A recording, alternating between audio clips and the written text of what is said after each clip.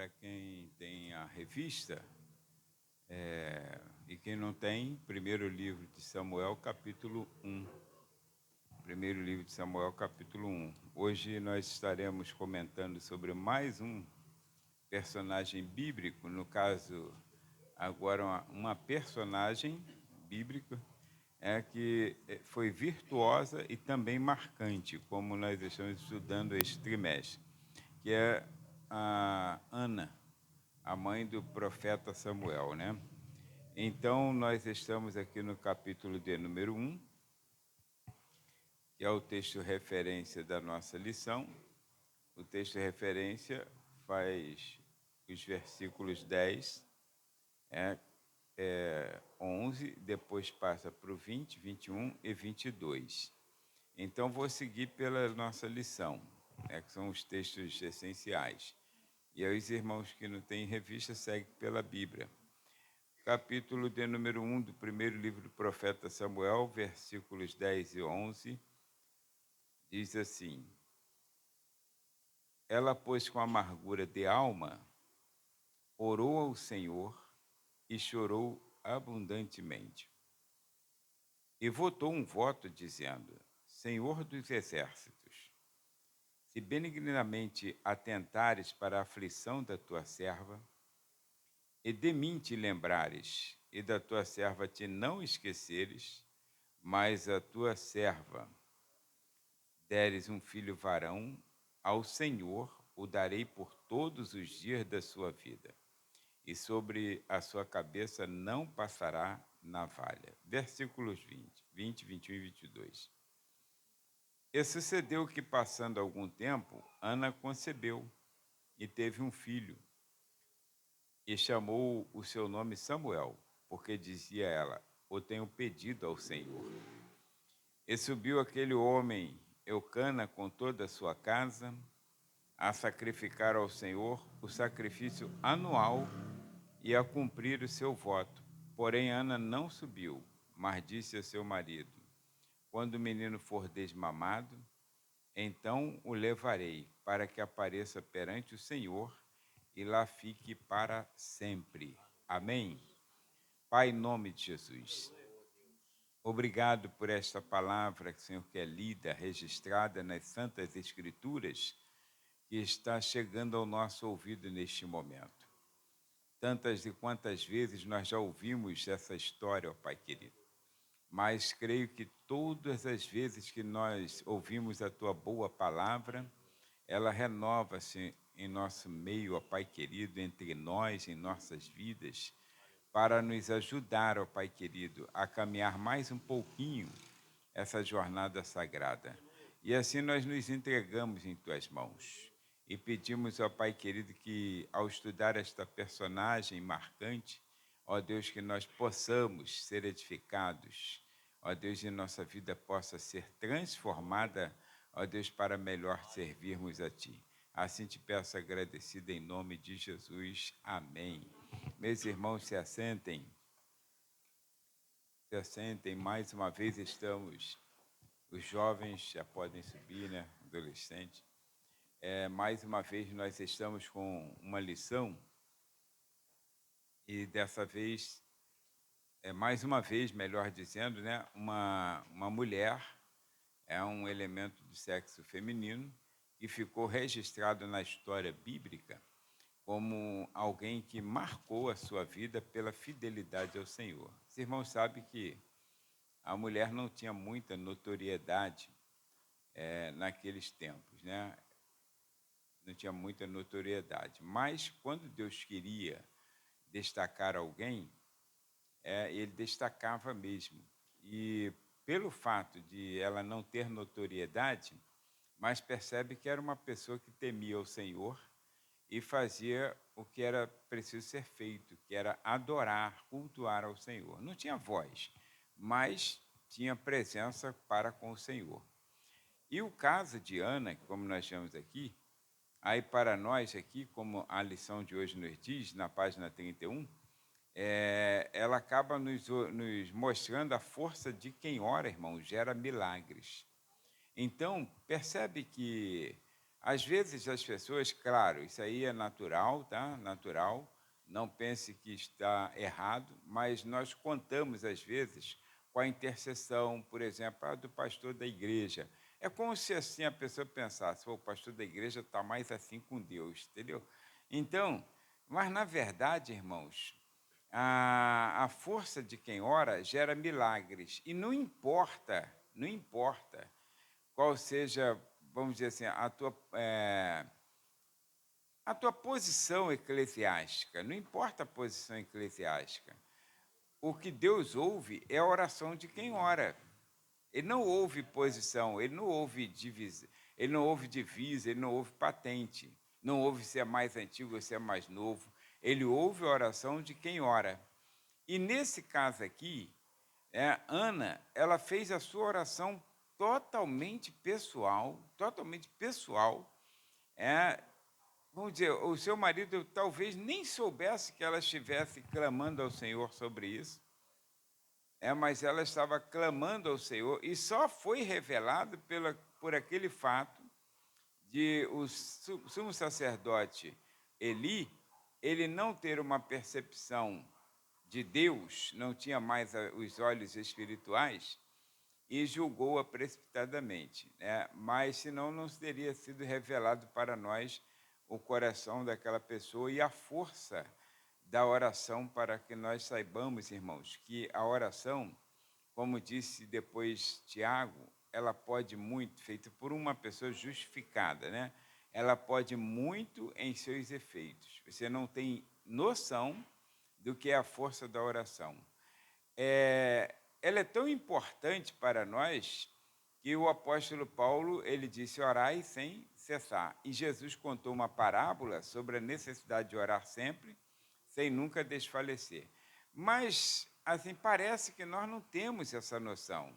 Tanto que os trabalhos de oração são os menos frequentados. E não importa se é de manhã, se é de tarde ou à noite, sempre serão os menos frequentados. A menos que ele tenha visão, revelação, corredor de fogo, aí então vai ser mais frequentado. Mas se for um trabalho comum, vai ser um trabalho sem frequência nenhuma, porque as pessoas não sabem. É como, por exemplo, a gente fala assim: o boi não sabe a força que ele tem, não é verdade? O boi não sabe. E quem ora, irmãos, por favor, você não tem noção do que é a oração perante o Senhor. Não tem noção. Aí passa mais sufoco, passa maior problema, fica enfermo, fica ruim e não tem, parece que, noção. Você tem que buscar ao Senhor. Buscai ao Senhor enquanto se pode achar. Invocai-o enquanto está perto, né? Dizia o profeta Isaías. Então, essa lição de hoje, ela é muito importante, fundamentada no capítulo 1 do primeiro livro de Samuel. E o comentarista, ele disse assim, no que ficou para nós como verdade aplicada, ele diz: na jornada cristã, em todo tempo, devemos expressar um viver marcado por humildade, oração, perseverança, fidelidade e gratidão ao Senhor. Se você manter na sua vida esses ingredientes que aqui estão, apenas 5, irmãos, tua vida, você não vai ser o melhor crente, não. Você vai ser um crente que Deus estará em todo o tempo agradado de ti. Não é ser melhor do que o irmão, não. Você não faz isso para ser melhor. Você faz isso para que você possa alegrar o Senhor e o Senhor se agradar de ti. Então, olha, humildade, oração, perseverança, fidelidade e gratidão ao Senhor. E esses 5 itens que nós vimos aqui, que eu chamei de ingredientes, são esses que nós vemos na vida de Ana. São esses. Então, o que ela fez no templo, na casa do Senhor, no tabernáculo, eu vou corrigir a fala, que o templo ainda não estava construído, mas na casa do Senhor, no tabernáculo, lá em Siló, o que aconteceu lá, na verdade, já era uma prática de vida dela. Então, o que acontece lá, ainda é nos bastidores, nos bastidores. Então, o homem viu ela orando assim no seu cantinho, é nos bastidores. Então, isso que acontece lá, ela já trouxe de casa, que é uma prática de vida. É uma pessoa simples, é uma pessoa de oração, uma pessoa persistente, é uma pessoa fiel e demonstrou total gratidão ao Senhor.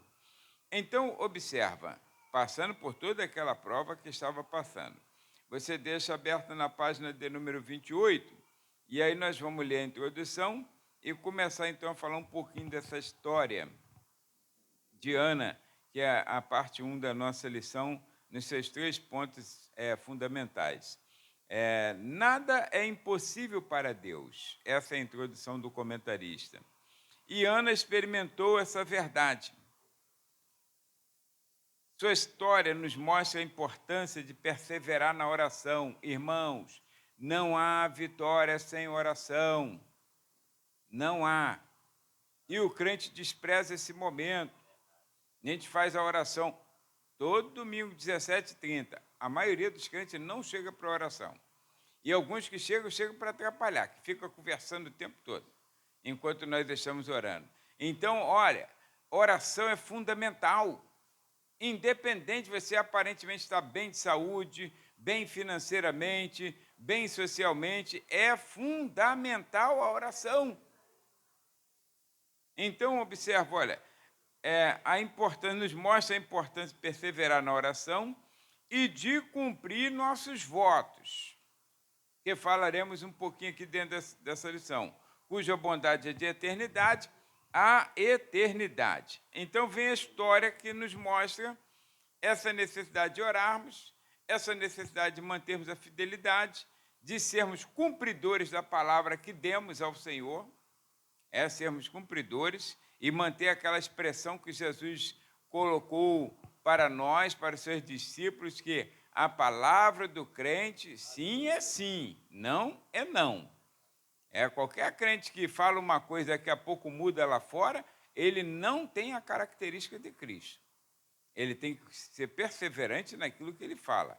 Então, observa aqui, olha, Ana é mencionada somente nos 2 primeiros capítulos da primeira carta. Ele colocou aqui primeira carta, mais um erro gráfico, né? O primeiro livro de Samuel.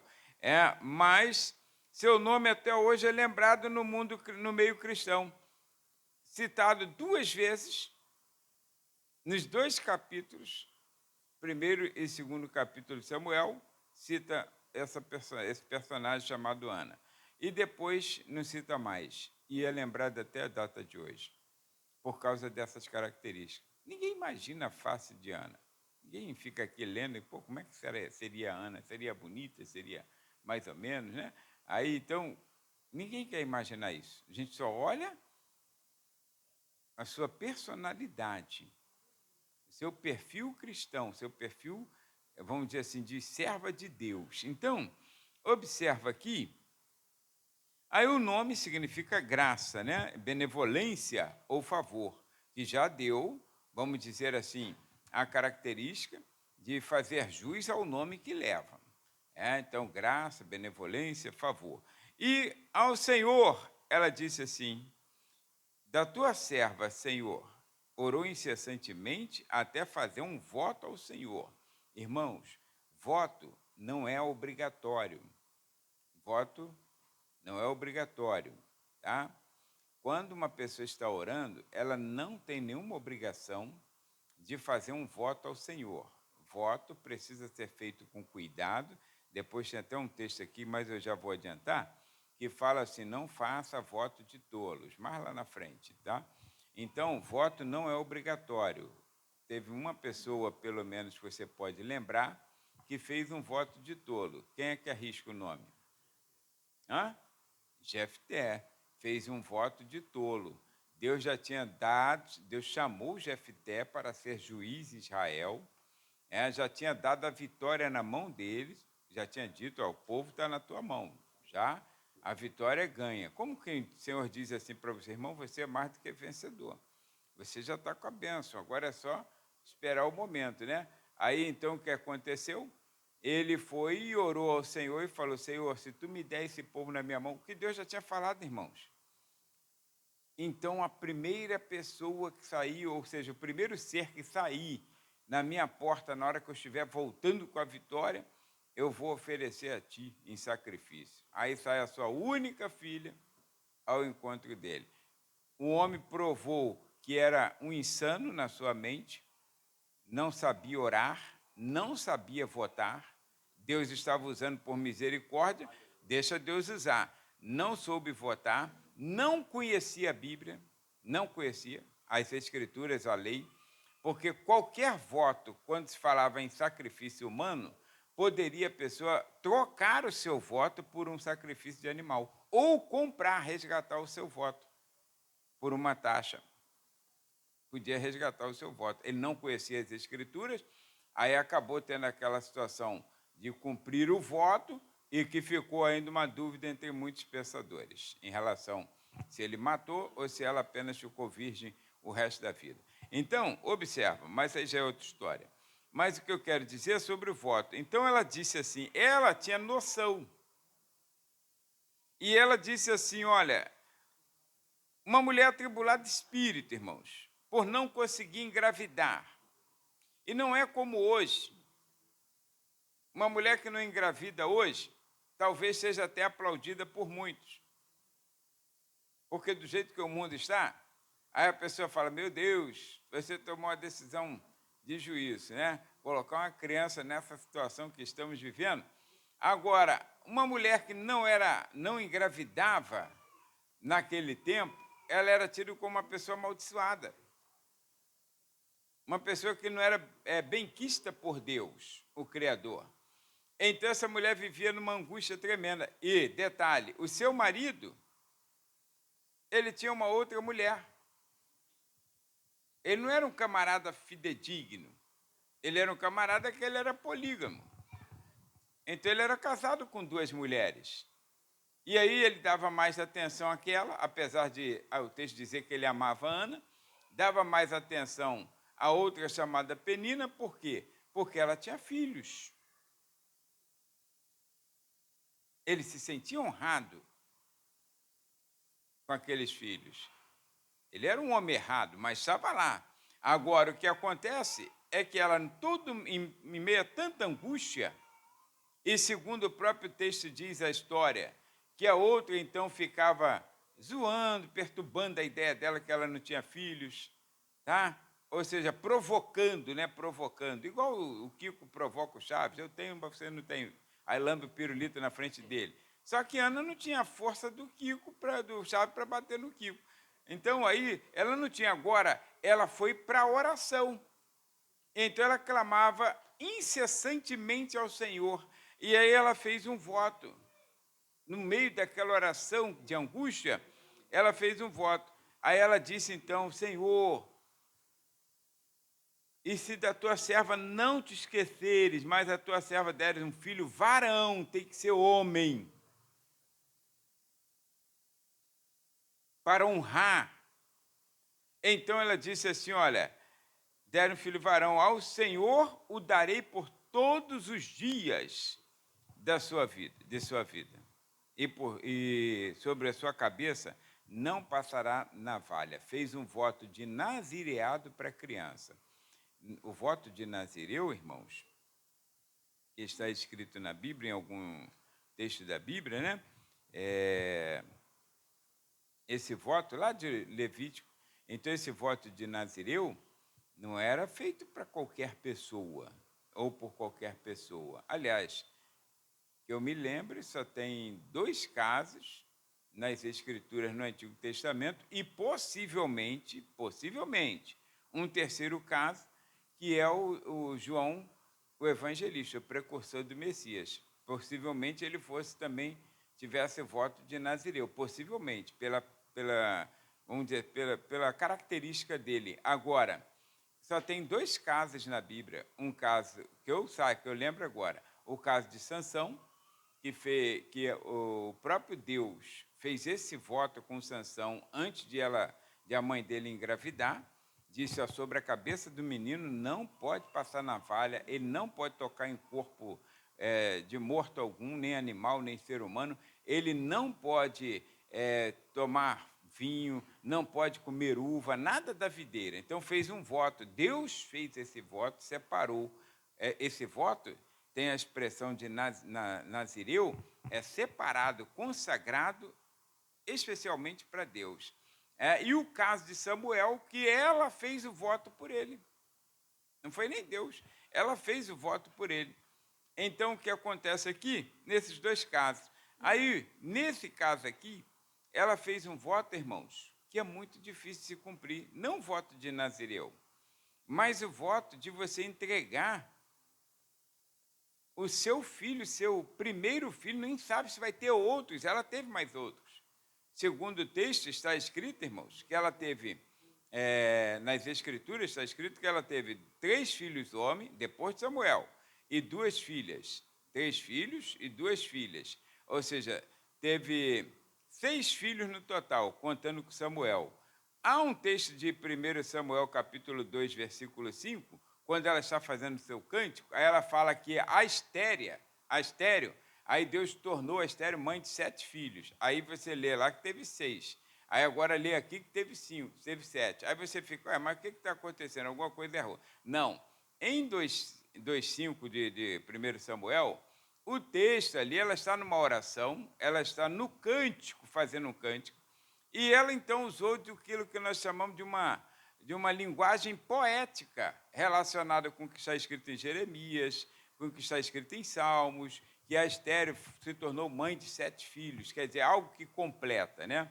Algo que completa, mas não quer dizer que foram 7 filhos. O que vale é o que está escrito. Teve 3 filhos e 2 filhas, depois de ter Samuel. Então foram 6 filhos, 4 machos e 2 fêmeas.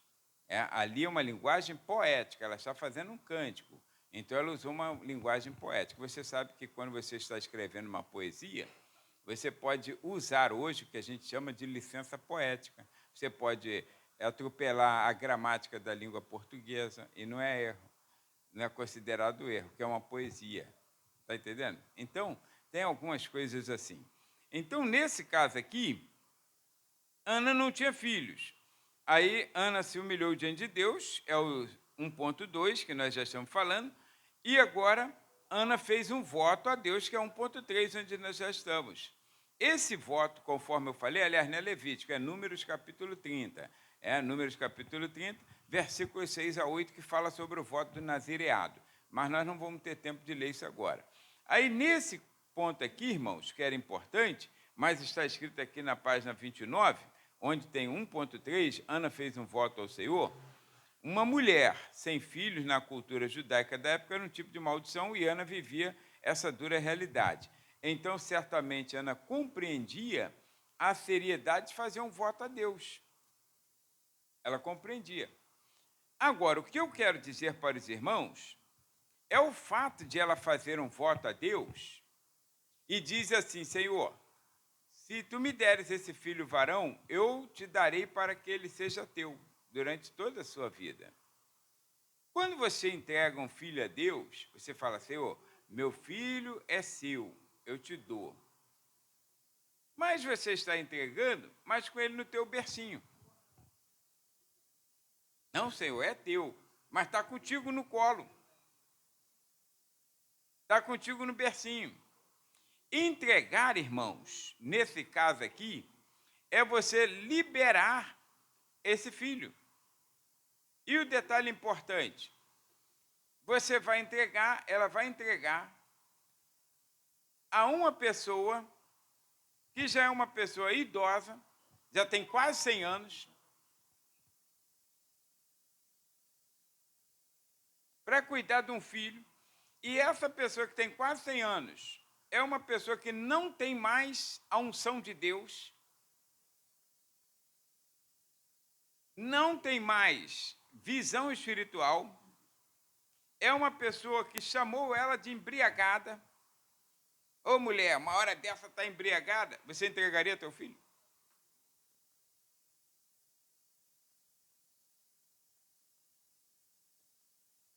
Você ia falar: não, a esse aí não. Quando ele morrer e for outro, eu entrego. Mas você fez voto? Não importa. O teu voto é a tua palavra, E a tua palavra é o que Deus espera de ti. E tem gente que faz voto. Tem gente que faz voto. Ah, Senhor, se tu me der isso, se tu fizer aquilo, aí eu vou para todo o círculo de oração. Aí vem o primeiro, vem o segundo, o terceiro está na praça com os colegas. Se tu me der isso, tu me der aquilo, eu vou fazer isso, eu vou dar metade do meu salário. Aí não dá. Igual Ananias fez, que queria vender a propriedade para dar, mas quando viu a bolada na mão, pô, não faça voto. Aí o que Pedro falou, Ananias, era teu. Era teu. Mas quando você falou, já era. Deus vai esperar isso.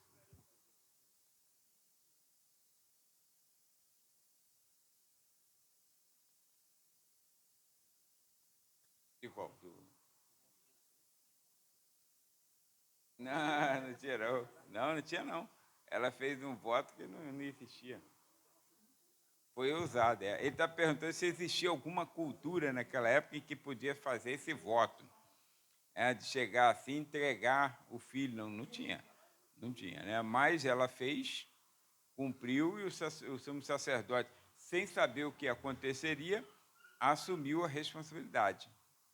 Como se fosse um sacrifício, né? Só que foi um sacrifício vivo, não foi um. Entendeu? Mas não tinha, não era. Era algo incomum. Era algo incomum. Mas o teu voto tem que ser feito. Tem que ser feito. Se caso. Aliás, o voto de uma mulher casada não tinha força. Não tinha força. Isso aqui o comentarista também fala com a gente aqui. Não tinha força. O marido, quando soube que ela fez um voto, ele tinha que contar. Aí ele podia falar assim: não, não, não. Você não vai dar, não. Pô, não falou comigo, nós não combinamos. Ele ia lá e ia desfazer esse voto lá. Né? E Deus ia entender que não podia dar. Só que ele concordou com o voto dela. E, irmãos, ela esperou desmamar a criança, pegou aquela criança,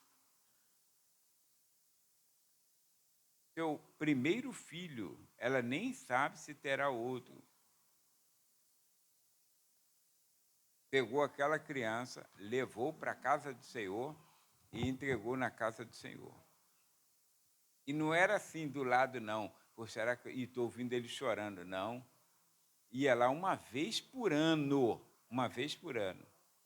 Aí fazia uma roupinha, ia lá, levava como presente para o menino. Uma vez por ano. Entregou. Detalhe importante. Uma vez que ela entregou, aí o Senhor faz o que Ele quer. Ele é dono. Ele faz o que Ele quer.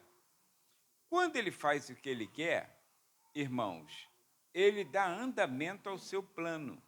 O grande problema que hoje nós temos é que nós não entregamos. Nós não entregamos nossa vida. Entregamos assim, mais ou menos. Mas nós temos medo de entregar para Deus fazer o que Ele quer. Nós temos medo. Então, nós entregamos mais ou menos. Entregamos partes. Nós temos medo de entregar nossas finanças. Nós temos medo de entregar. Porque se entregar, será que Deus vai... Deus pode usar. Uma vez que eu entrego tudo nas mãos dele, tudo é dele. Todas as coisas já são dele. Mas se eu dou essa liberalidade, ele pode fazer o que ele quer. E às vezes nós temos medo disso. Nós temos medo. E aí nós não damos andamento ao plano de Deus. Irmão, filhos precisam ser entregues a Deus. Mesmo que ele fique no bercinho contigo. Mas ele precisa ser entregue a Deus. E às vezes nós não entregamos. Aí então você cuida. Deus não vai cuidar. Ele só guarda, mas não vai cuidar como deveria. O plano de Deus é diferente do nosso. Olha, a mãe de Lourenço Olson, ele esteve... a história, a biografia dele conta, depois ele descobriu que tinha uma carta, porque a mãe dele ficava falando assim, alisando o pezinho dele no berço, e falava assim: quão formosos são os pés daquele que anunciam as boas novas. Quer dizer, entregando ele em oração a Deus e alisando os pezinhos dele. O que ele fez? foi chamado para o campo missionário, irmãos. Saiu da sua terra, veio para o Brasil, passou praticamente o resto da sua vida aqui e só voltou para os Estados Unidos para morrer. E foi um dos homens ícones da Assembleia de Deus aqui no Brasil. Mas como que aconteceu isso? Porque a mãe entregou nas mãos de Deus. Então o segredo é deixar nas mãos de Deus. Agora imagine então que ela fique falando e orando, e falando e orando, e de repente quando ele toma decisão na juventude, na adolescência, a mãe, não é isso que eu quero para a sua vida não. Porque com certeza ele descambou para o lado da teologia. E de repente ela sonhou, hoje os pais sonham que filhos sejam jogadores de futebol. Pais crentes, irmão.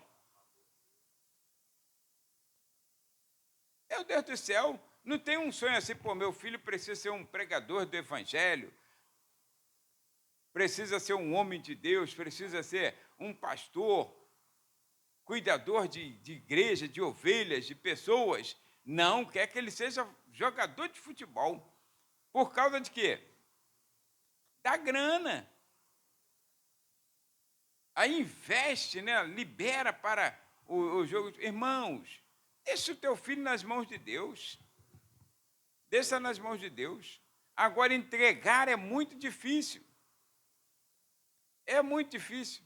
Então, olha, existem situações e situações. Agora, não faça voto se você não tem coragem de cumprir o teu voto. Isso aí que está escrito em Eclesiastes capítulo 5, versículos 1 a 5. É melhor não votar do que votar e não cumprir. Guarda o teu pé quando entrares na casa de Deus. Não está escrito? Porque você entrou na casa do Senhor, se ajoelhou, fez um voto ao Senhor, já era. Já era. Aí fez esse voto, meu irmão. Aí o anjo vai. Né, irmão Rolando? Quem é que faz isso? O anjo vai, bota a língua para fora e escreve. Então, aí o anjo vai e anota. Anotou? Já era, né?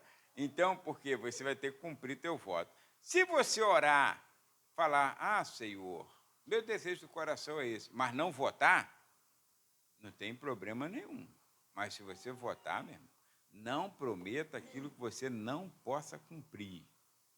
Não prometa. Aí você promete, quer aposentar de qualquer maneira, e aí fica orando, Senhor, se sair minha aposentadoria, 1 ano de salário vai ser todo da igreja, da casa do Senhor. Não faça isso não, irmão. Não faça isso. Olha, teve uma irmãzinha aqui, ela não se apresenta, mas não vou citar o nome. Aí ela recebeu aí ficou 1 ano aí sem receber, não foi? Ficou 1 ano, aí ficou passando um problema, aí não deu o dízimo aquele ano, eu não sabia. Aí quando ela chegou toda feliz, falou, pastor, eu trouxe o dízimo de 1 ano inteiro, porque eu falei, não, minha irmã, não faz isso não, a irmã não deve nada à igreja. Deve nada à igreja. Ela pensou que estava devendo, igual a gente fica devendo um banco, e então o banqueiro vem em cima e... Não, eu falei, irmã, não deve nada à igreja.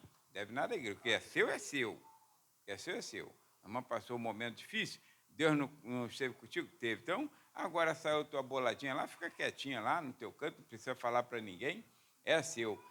E eu também trouxe aqui mais não sei quanto aqui, que... Falei, não, irmã, não faz isso não, por favor, não faz isso. Aí ela, não, mas eu fiz um voto ao Senhor. Falei, aí a irmã se quebrou, meu. Falei, aí a senhora deu ruim para a senhora, porque fez voto ao Senhor, eu tenho que cumprir o seu voto. Agora, se não fez voto, não precisa dar nada. Não precisa dar nada. O que Deus te deu é seu. Aí dá segundo o teu coração propôs. Agora, não precisa, não tem obrigação nenhuma. Não dá retroativo, irmão, dízimo. Retroativo. Você fica 3 meses sem dar o dízimo, porque passou por um momento difícil. Aí depois Deus te abençoou, você é obrigado a dar os 3 meses retroativo? Negativo. Não existe isso nas Escrituras Sagradas. Mas eu fiz um voto. Aí se fez voto. Aí eu falei, aí é com a senhora. Seus filhos sabem desse voto? Seus filhos sabem desse voto? Não, eles sabem, tomei, mandei, Então, seus filhos não são cristãos. Ele tem que saber. Não quero ninguém aqui na porta da igreja depois dizendo que eu estou acharcando a senhora, que eu não tenho nem negócio com esse negócio. Então, se a senhora fez voto diante do Senhor, cumpre seu voto. Agora, não é obrigatoriedade. Então, quem faz voto, irmãos, porque quando você está orando ao Senhor, pedindo uma bênção, você não é obrigado a fazer votos.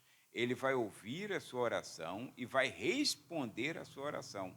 As 3 maneiras de Deus responder é sim, não ou espere. Mas ele vai responder a sua oração. Ou ele vai dizer, não, isso aí eu não vou te dar. Ou ele vai dizer, sim, está nas tuas mãos. Ou então, espera mais um pouquinho.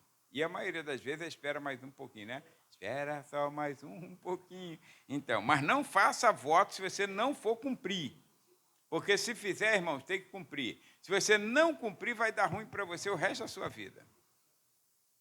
Porque Deus, é só você ler Eclesiastes capítulo 5. Deus não é homem para que minta, agora eu já estou falando lá de Números 23, né? E nem filho do homem para que se arrependa. Se ele fala uma coisa, ele cumpre. Então ele quer a mesma coisa dos seus filhos. O caráter de Deus tem que ser revelado em nós.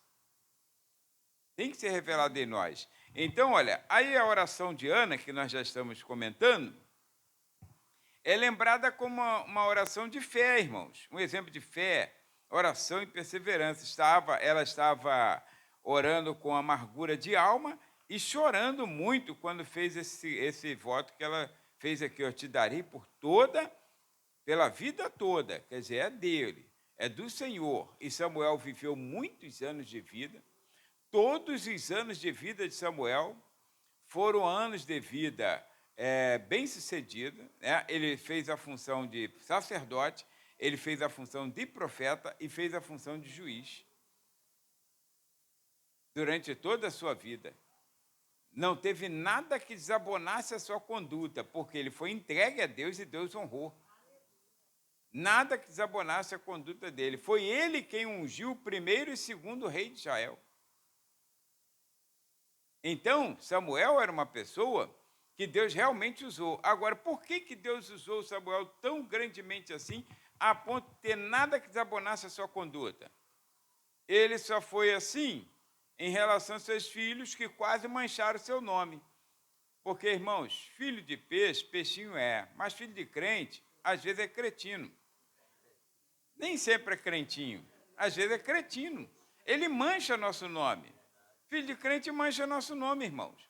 Então, o que acontece? Nem todo filho de crente é fiel ao Senhor. Tem crente que é fiel, agora tem filho de crente que só dá trabalho.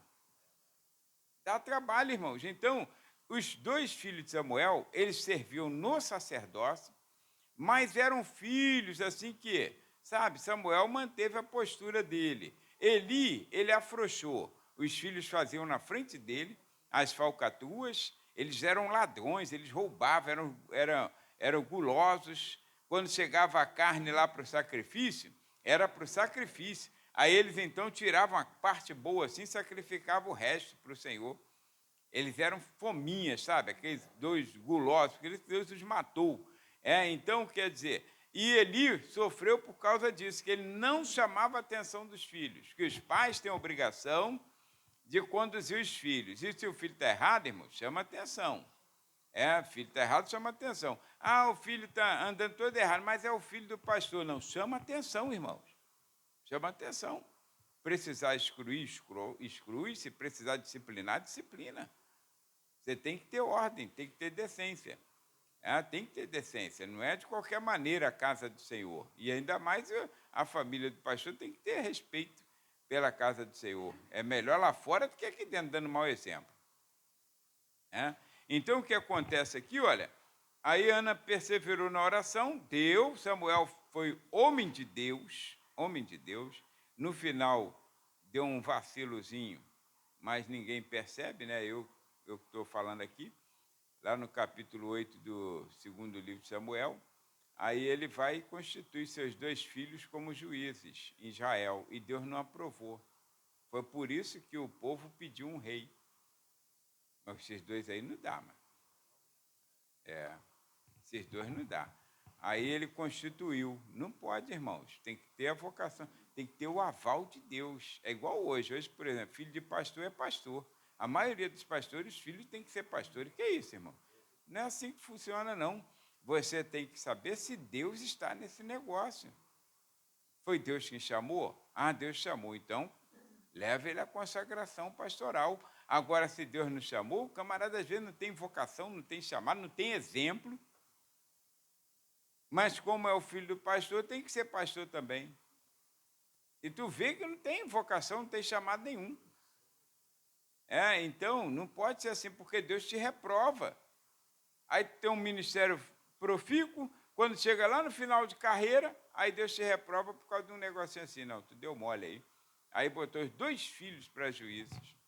Aí Deus reprovou a atitude dele, Deus reprovou, e aí Deus permitiu que o povo fizesse o quê?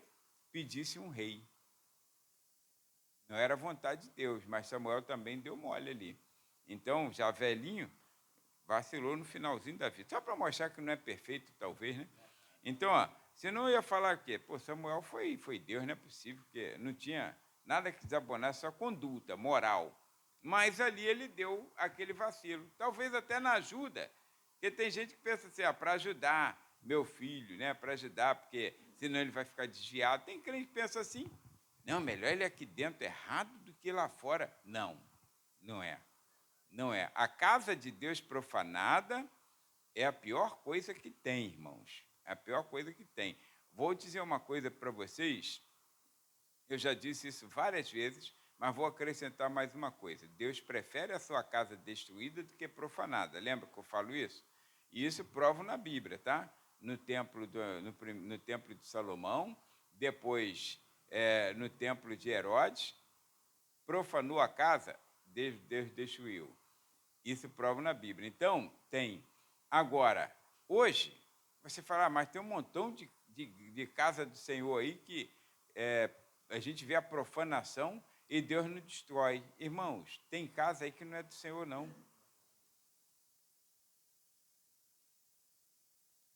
Elas não foram preparadas e compradas, o terreno, a propriedade preparado com consagração a Deus. Existe uma palavra de Deus sendo pregada ali à torta à direita. Mas se você vai, por exemplo, a minha casa está lá, aí eu abro um pontinho de pregação não, com um ponto de pregação seria algo legitimado pela casa do Senhor. Mas aí eu abro um ministério. Tu acha que Deus está nesse negócio? Só porque eu abri, coloquei uma tabuleta e coloquei meu nome como pastor presidente, você acha que ali é a casa do Senhor? Quem é que garante que ali é a casa do Senhor? Mas eu vejo pessoas se convertendo, eu vejo pessoas que são curadas por causa da palavra. Por causa da palavra. A palavra é viva. Lembra que eu já falei aqui, a semente, irmãos, está acima e além do semeador. Não é o semeador que tem vida, é a semente que tem vida. Então você vê um galpão gigantesco. Aí amanhã eles fazem assim. Não, hoje nós estamos aqui, eu estou achando que o aluguel está muito alto. Aí aluga o galpão de frente. Você acha que a casa de Deus é assim? Quando Deus estabeleceu uma casa chamada tabernáculo, ele só pairava com a sua glória em cima daquela casa. E, aliás, a casa pairava quando a glória de Deus pairava.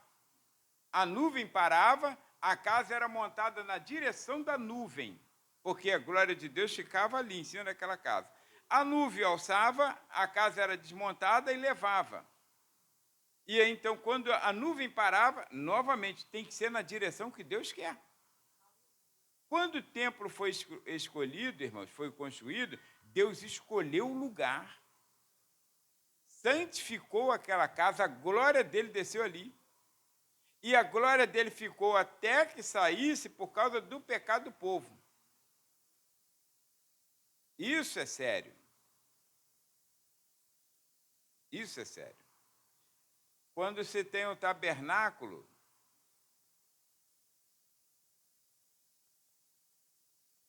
está lá a casa de Deus. O templo, a casa de Deus. Quando tem as sinagogas, é chamado de a casa de Deus? Não. Em nenhum momento nas Escrituras você vê assim, Jesus foi a casa de Deus. Não. Jesus foi à sinagoga.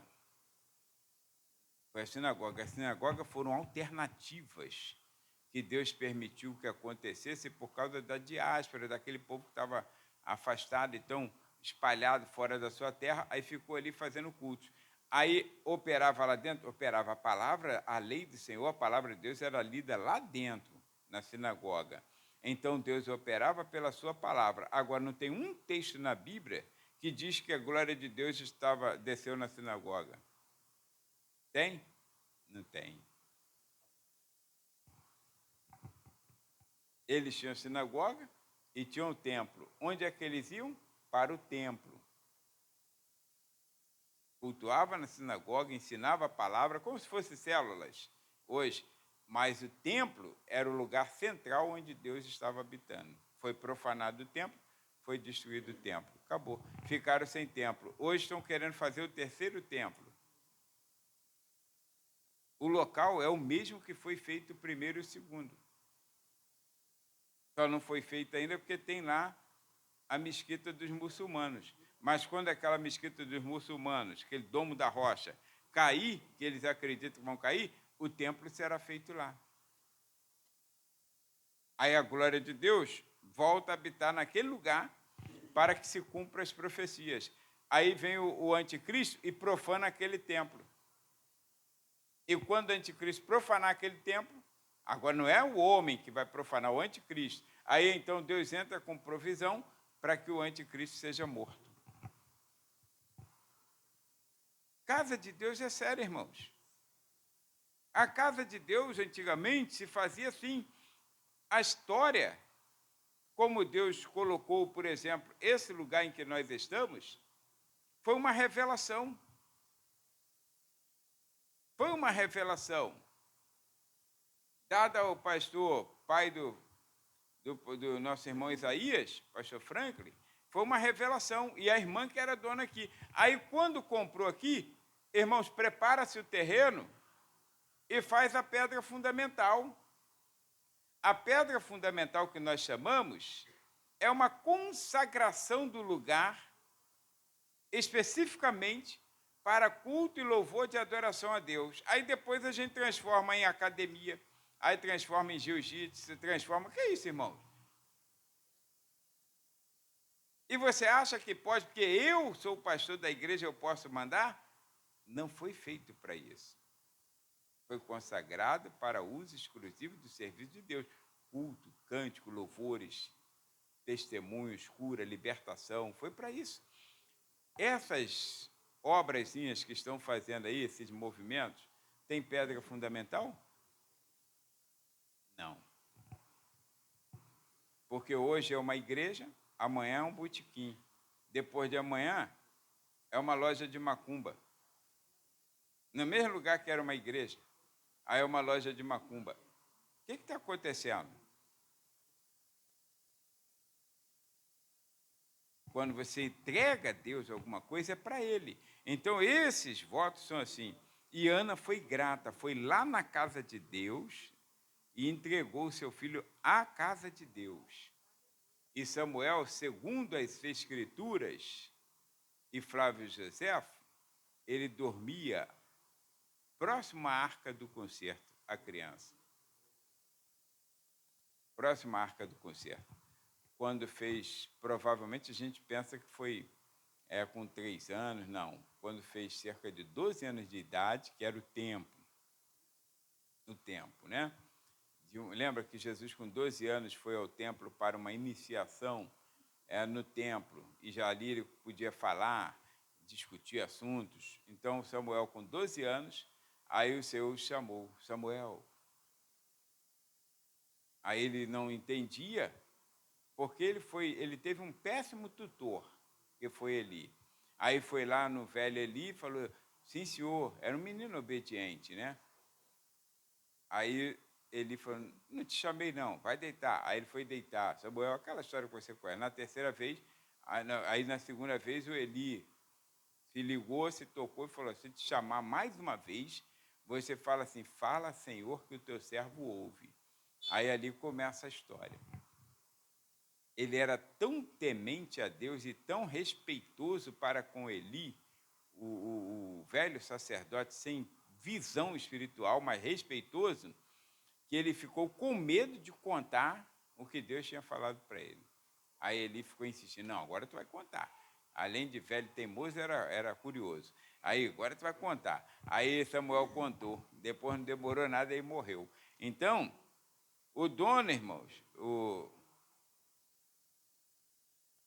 então o que acontece aqui? A oração de Ana foi aí. Aí, Ana foi o quê? Grata, irmãos. Isso foi uma espécie de gratidão, que é 2.3 aí, 2.2, né? E 2.3, o choro sincero de Ana, que nós já comentamos, né? Já comentamos, irmãos, que ela entregou, ensina que mesmo no meio do sofrimento e súplica, ela encontra eco no coração de Deus, tá? Porque os justos, conforme Salmo 34:17, clamam e o Senhor os ouve. Então não precisa fazer voto. Os justos clamam, o Senhor os ouve, porque Deus ouve a oração de quem ora. Não pensa que, meu Deus, eu não sou ninguém, eu sou apenas uma pessoa que fico na porta, eu ajudo na cantina, eu varro a igreja. Irmãos, o justo clama, o Senhor ouve. Todo mundo aqui hoje tem acesso à presença de Deus. Agora, se você foi justificado pelo sangue do Cordeiro, você pode seguir e Deus vai te ouvir. Você pode pedir e Deus ouvirá a tua oração. Tem casos que você precisa quando é uma batalha espiritual, aí você então precisa sim de reforços. Aí o apóstolo Paulo fala, irmãos, orem comigo, intercedam comigo. Aí nós vamos nos ajuntar e orar uns pelos outros, interceder juntos, fazer um círculo de oração. Agora, você quando clama, irmãos, a tua oração pode muito em seus efeitos. O problema é que às vezes nós não temos essa noção dessa arma que temos em mãos. Aí mostramos aqui a fidelidade de Ana, em entregar o menino para viver e servir sob a tutela do sacerdote Eli, não era de outro sacerdote. E hoje tem muita gente que deixa de ser abençoado, porque não, enquanto tiver aquele pastor lá, eu não vou servir ao Senhor, não vou lá, não piso meu pé. Irmãos, você não tem nada com o pastor. Você vai fazer aquilo que Deus te ordenou a fazer. Vai fazendo a tua parte, vai servindo ao Senhor, e Deus vai tratar com o pastor mesmo. Se o pastor começar a dar mole aqui, vacilar, aí Deus vai tratar comigo. E você só faz, não precisa nem pedir para Deus me matar, para quebrar minhas pernas, porque Ele mesmo já vai fazer. Por conta dele, Ele vai tratar, na hora certinha Ele vai puxar a corda. Vai puxar a corda. E você percebe que Eli, o sacerdote, ele morreu desonrado. Morreu, quebrou o pescoço, caiu para trás. Os 2 filhos morreram. Aí a nora morreu quando assim que deu à luz. Quer dizer, já 3 óbitos ali, 4 óbitos ali, né? 3. Aí ele vai, a criança nasceu e morreu também, então 4. Aí daqui a pouco, aí acabou, né? Acabou mesmo, né? Acabou tudo ali. Aí o que acontece? Aí ele vai, cai para trás e quebra o pescoço. Isso é morte de um sacerdote de Deus, irmão? Tudo bem que a morte de um justo é preciosa aos olhos do Senhor. Mas o homem de Deus, irmãos, sentado numa cadeira de balanço, ter a notícia ruim e ainda morrer de pescoço quebrado, Deus não honrou a vida dele, porque ele não honrou a Deus. Se eu não honrar a Deus, Deus não me honrará. E você tem que servir a Deus. Tem que servir a Deus. Aí fica, não, que aquele pastor, aquele sei o quê. Um montão de gente sem servir a Deus, porque o pastor, que não sei o quê, que eu não vou com a cara dele. Irmãos, sirva a Deus. Sirva a Deus. Quem te deu salvação foi ele, não foi o pastor? Não foi o pastor. O pastor não vai levar ninguém para o céu. Ele só indica o caminho e tenta ajudar você a chegar. Agora, levar, não tem como levar ninguém. Vou levar escondido, fica aqui atrás de mim na minha sombra. Não tem como. Não tem como estar arriscado ficar eu e você. Então, por causa da treta. Então, olha, irmãos, o legado, não faça voto de tolo, que já adiantamos. Aí o legado que Ana nos deixou, irmãos, foi esse aqui, ó.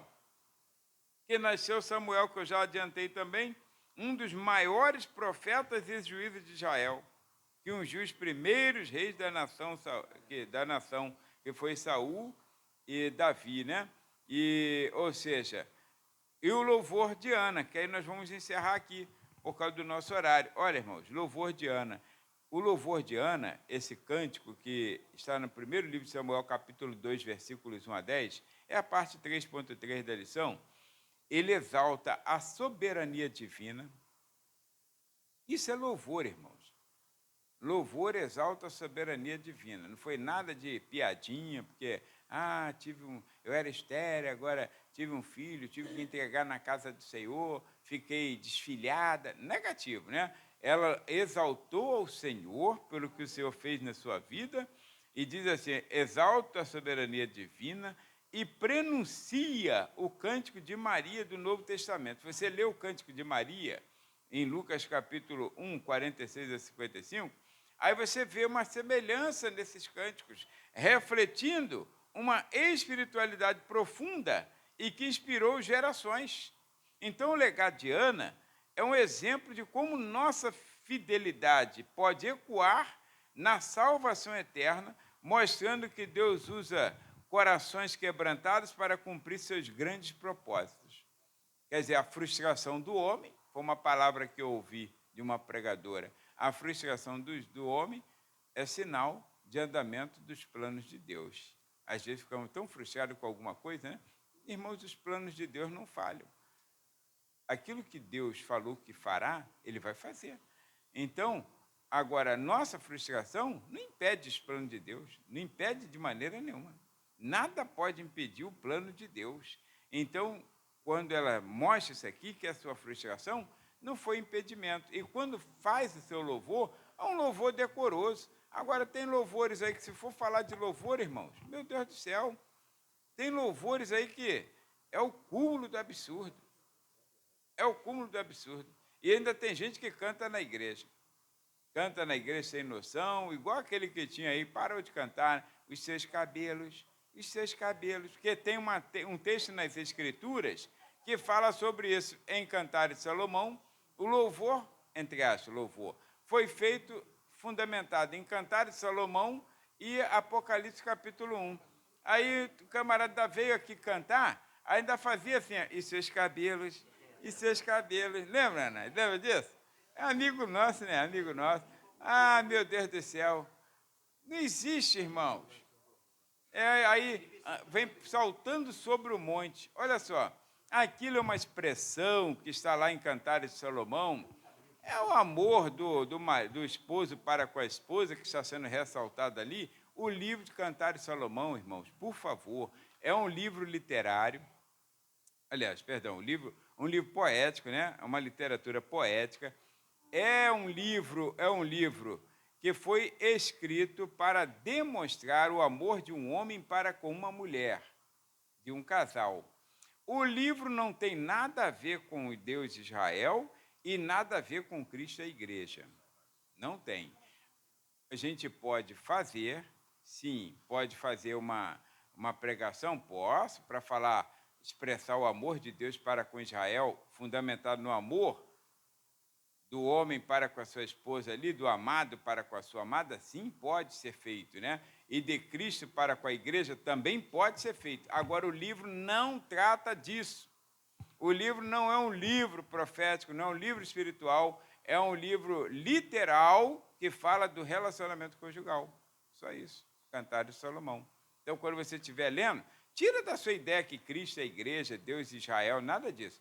Vai ler ali a história, quem gosta de saber da vida dos outros, vai para lá que você vai saber da vida do amado e da amada, como eles faziam o que eles faziam dentro de casa. Está escrito lá, principalmente no capítulo 4 e 8, o relacionamento sexual que está lá. Agora, não é um livro erótico, é um livro poético, uma linguagem puramente poética e literal.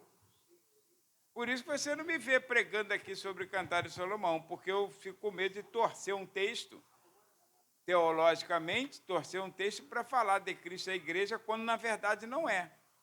E nem é Deus e Israel, como alguns querem. É um livro literal, é do casal. Aí, quando dá uma palestra para casais, eu cito Cantar de Salomão, porque fundamenta ali a história, porque é o amor de um casal, diante de Deus. Então, é um livro poético muito importante para Israel e muito importante para a igreja nesse sentido. Agora, se você ouvir alguém pregando sobre isso, não tem problema. Agora, colocar tema de festa, quem é esta que vem com bandeiras, que não sei o quê, e esse que vem saltando pelos montes para dizer que é Cristo? Irmãos, aí tu está pensando num cabrito, não está pensando em Cristo. Né? Ali é uma linguagem poética, irmãos, uma linguagem assim, tipo, que você já viu quando as pessoas fazem algum filme, algum vídeo assim, de um amor, aí quando ele vê a sua amada, aí ele vai assim, como se estivesse pulando sobre as nuvens, não vai? Então é isso, flutuando. É uma linguagem assim, o coração dele está cheio de amor. Não é Cristo com a igreja, irmãos. Não é Cristo com a igreja. Por favor, não inventa aquilo que não existe, tá? Então não torça a teologia bíblica, não torça as escrituras. Aí você então tem que ir para estudar hermenêutica para saber interpretar as escrituras sagradas. Quem é essa que vem com bandeira? Quantas pessoas olharam isso como se fosse a igreja e prega ali, pega aquele versículo isolado, aí inventa uma mensagem ali que não existe na Bíblia. Não existe na Bíblia. Não existe, tá? Então, por favor. Aí, essa história aqui, ó, o louvor tem que ser enaltecendo a Deus, tem que ser algo que você saiba que, puxa, Deus está recebendo esse louvor. Parte de um coração agradecido, de um coração feliz, de um coração alegre, enaltecendo a glória do Senhor. Em nenhum momento você vê ela aqui choramingando por ter perdido a criança para Deus. Não, negativo. Porque tem gente que acha que perdeu para Deus. Ninguém perde para Deus. Quando você entrega, fica feliz, né? Porque Deus, ele sabe o que está fazendo. E quando Deus pega essa criança, ele trabalha. Então, aí você sabe que o louvor a Ana, o legado dela é um exemplo de como nossa fidelidade pode ecoar na salvação eterna. E Deus honrou, aí lhe tirou a desonra, lhe colocou mais honra. Eu sei que nenhuma mulher aqui quer essa honra, de ter mais 6 filhos, né? De ter mais 5 filhos. Nenhuma de nós quer. Só quem está vivendo aí na aba do governo que quer encher a casa de filhos, né? Para ficar pegando Bolsa Família. Mas quem não está pegando Bolsa Família quer tantos filhos. Mas aquele tempo era uma honra muito grande. Então, a conclusão que o comentarista chegou, irmãos, a conclusão é essa aqui, ó. O sacerdote Eli, está na página de número 31. Num primeiro momento, não foi capaz de compreender a profundidade do sentimento de Ana, logo de início. Até quando estará tu embriagada? Aí, entretanto, Ana nos deixou uma poderosa lição de fé e submissão à soberania de Deus. Do choro desesperado à entrega de Samuel para o serviço de Deus, na mão desse homem. Então, era muito submissa. Ana transformou sua dor em um ato de adoração, cumprindo seu voto ao Senhor com fidelidade e gratidão. Só isso. O resto é Deus operando. Amém? Então fica com essa palavra, porque na próxima oportunidade, que será no terceiro domingo, aí sim nós vamos falar sobre um personagem controverso, né? Que foi Davi. Mas Davi era tão assim controverso, mas o homem que está escrito segundo o coração de Deus. E aí você vai saber por que Davi teve tantos erros, mas foi um homem segundo o coração de Deus. Tá bom? Então fique de pé comigo.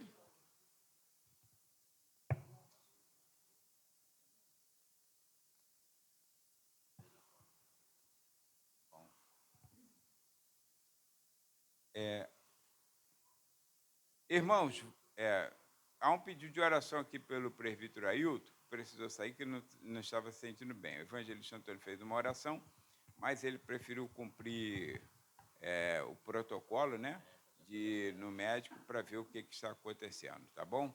Então vamos orar para que não seja nada que seja apenas alguma coisa que ele tenha comido, tenha passado mal. E você que não pode comer certas coisas, irmãos, segura a onda aí, tá? Segura a onda, porque tem gente que não pode comer, mas come assim mesmo, até o olho esbugalhar. Então não pode não, não pode, não pode, né? Você quer jovem, tá bem de saúde, mete bronca. Agora, para gente que está mais velhinho, tem que tomar muito cuidado, né? Isso, porque o velho, não posso nem falar o que o papai falava, né, Kelvin? Tem duas formas que o velho morre, mas não posso falar. É hoje, né? Aleluia. Aí, passa a tua frente hoje. Passa a tua frente. 11 meses hoje o Joãozinho completa, né? Então, Deus abençoe, graças a Deus. Graças a Deus. Amém. Gerson está aí, irmão. Gerson passou mal, foi domingo, não? Foi segunda? Quarta-feira. Passou mal quarta-feira, mas graças a Deus está aí. O esposo da nossa irmã Sueli ainda está internado, provavelmente, né? Ascendendo. Então, ele está precisando muito das orações. Irmão, que lembrar, ora pelo Ascendino, para o Senhor dar graça e glória a ele.